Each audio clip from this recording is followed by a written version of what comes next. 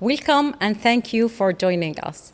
Higher education today is being reshaped in times of uncertainty, where rapid change, evolved expectations, and complex global challenges are redefining how we teach and how we learn and lead in such times. In moments like this, the real question is how to not respond only, but how we rethink teaching and learning to be more meaningful and relevant to the students. I'm Elain, the Director of Professional Learning Communities and Professional Development at Sharjah Education Academy.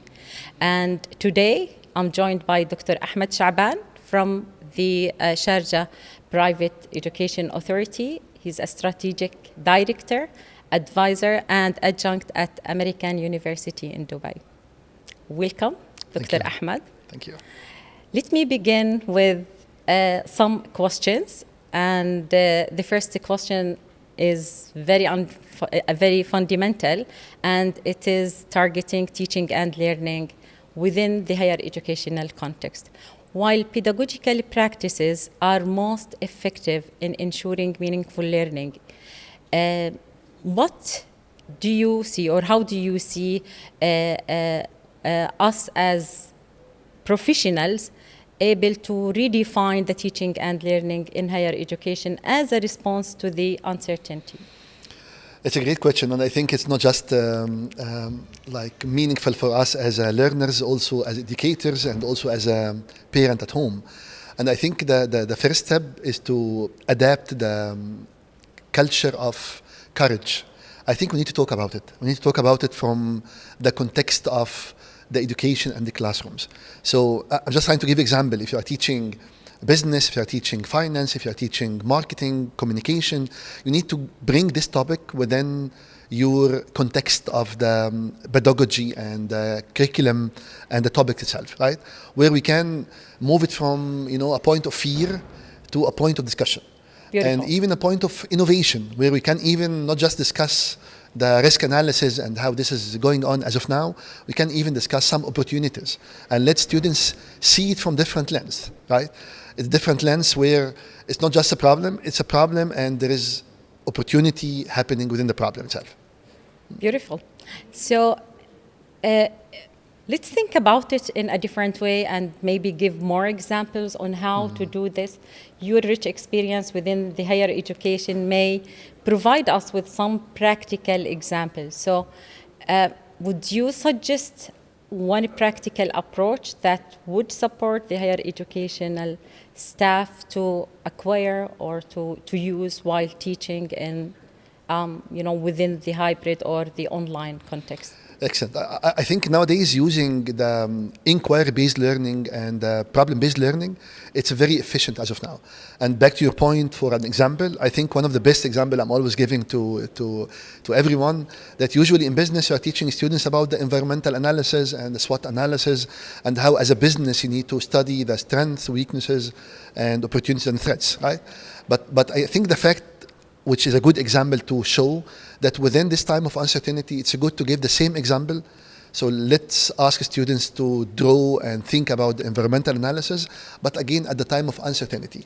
Let them reflect, let them feel and understand that the weaknesses now are not the weaknesses of yesterday, right? And the opportunities also now is not the opportunities of yesterday. And how we can, as a business student or a business perspective, rethink the environmental analysis from different perspective. And let's see it differently. And also one of the beautiful examples I'm also asking my students to do now is to empathize. Like I'm asking them not just to do the analysis from far distance, it's also to go and sit with customers, sit with employers, and sit with employees, and see it from their eyes as well. And this is a lot stressing the point of empathy and how to be empathetic with the situation.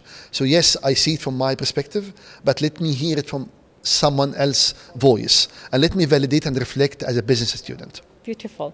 This brings us to the human dimension now. If we want to strike this balance between technology integration and the theoretical practices or the content that the higher educational staff need actually to deliver or to provide. So sometimes the students may look at the technology as something to replace the staff or the academic staff. How do you see a best way or a good way of striking this balance between being rigor in teaching and learning, but at the same time using the right technology to enhance the learning experience of learners? Again, a very good question. Today I have a lot of hard questions, but I think that the first point as well, and I'm back to the first point I mentioned earlier, is a culture of courage. Yes. Where we need to really believe and understand as an educator that technology is there. And it is also solving part of our problems. And we need to adapt this and use it in our day-to-day teaching and learning. This is one. I think the second point, which is also very important, we need to train ourselves and get the right knowledge in how to use it. Because again, these tools are there.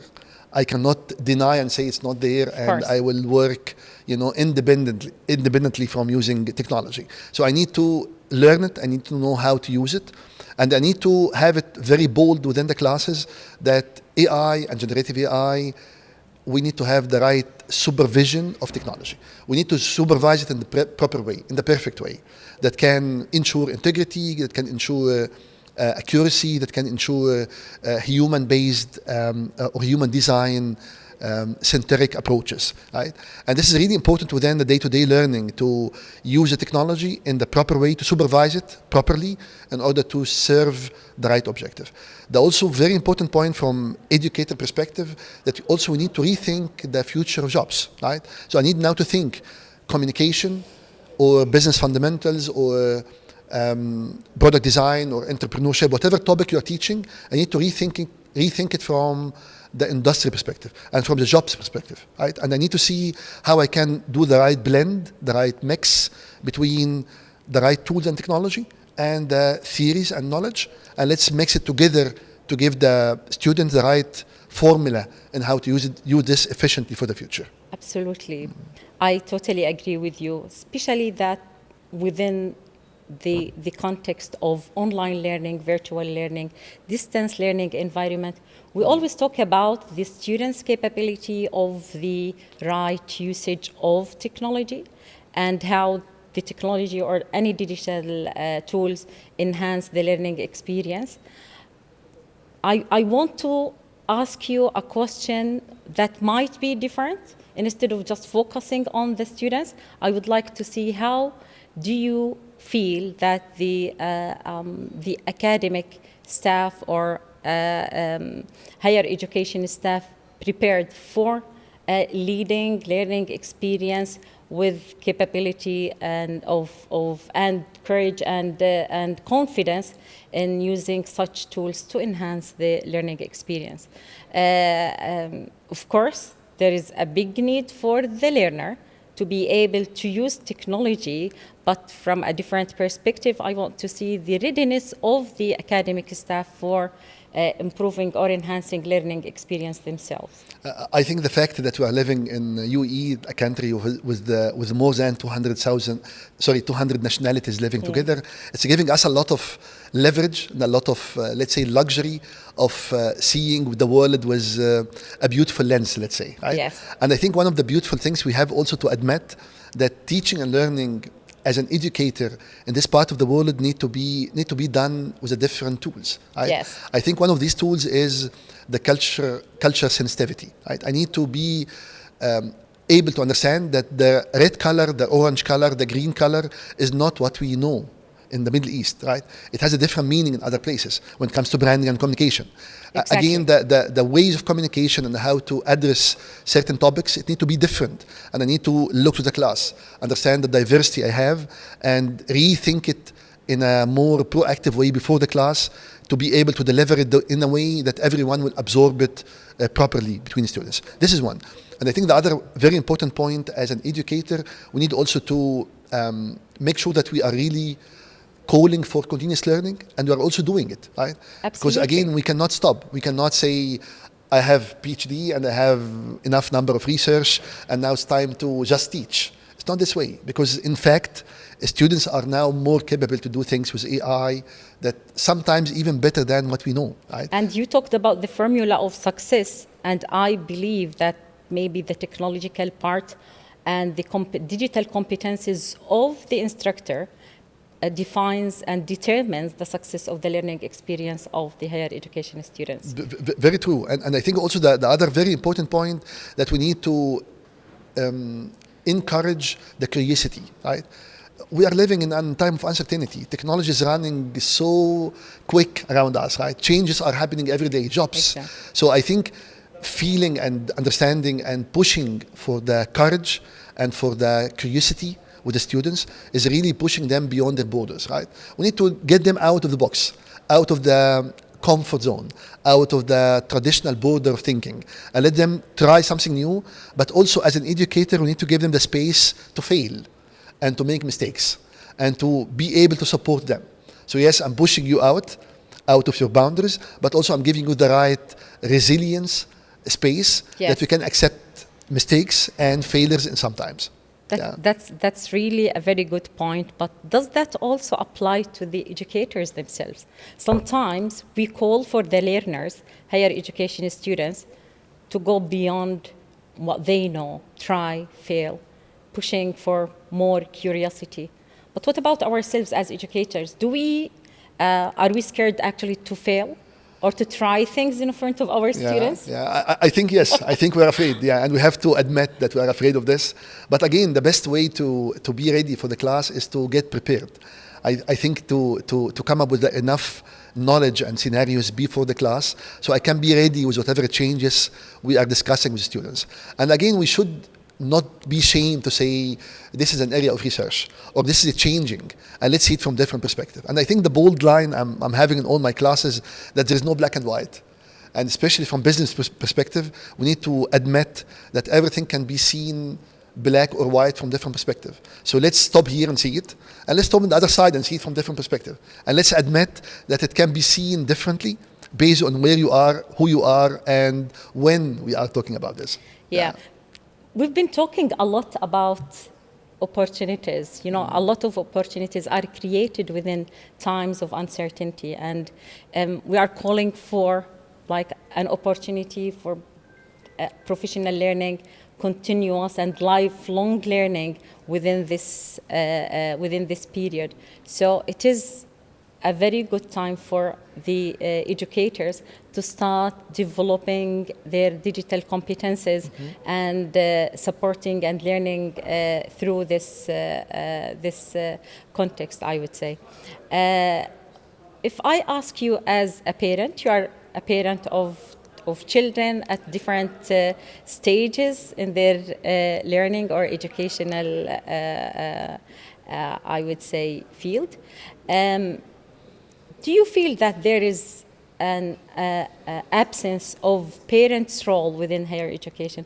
We focus a lot on parental involvement in schools, nursery, early years, but when it comes to the higher education, we feel that maybe as part of our culture, we are away and stepping back because we believe that our children are grown up. So how do you describe the parental role and involvement with their children and with their sons or daughters in higher education?